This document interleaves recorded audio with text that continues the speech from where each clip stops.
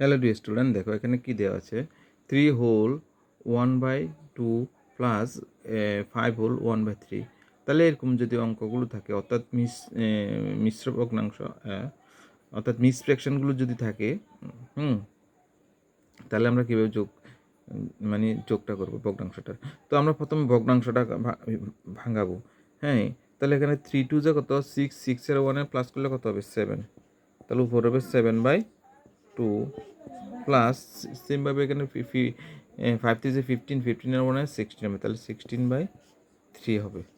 তাহলে এবার কী করবো দেখো, নিচে এলসিএম করবো। তাহলে এখানে নিচে এলসিএম করলে কত হবে 6 আসবে।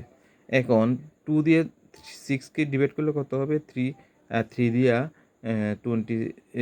7কে ইন্টু করলে কত 21 হবে, প্লাস এখানে 3 দিয়া 6-এর ডিভাইড করলে কত হবে 2 দিয়ে 16 ইন্টু করলে কত হবে 32। তাহলে দেখো এখানে কত 6, এখানে দেখো প্লাস করলে কত হবে 21 আর 32 প্লাস করলে কত হবে, এখানে 3 হবে আর এখানে হবে কত 5।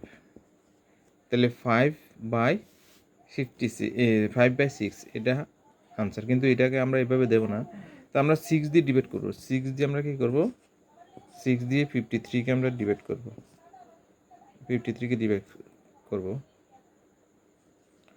আচ্ছা দেখো, তাহলে 6 8 কত 8 বালি কত 48, 6 ইজ 48, এখানে ডিভাইড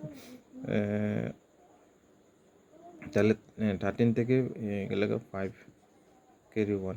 আচ্ছা, তাহলে এটা কত হবে 8 হোল 6/5, এটাই হলো অ্যান্সার।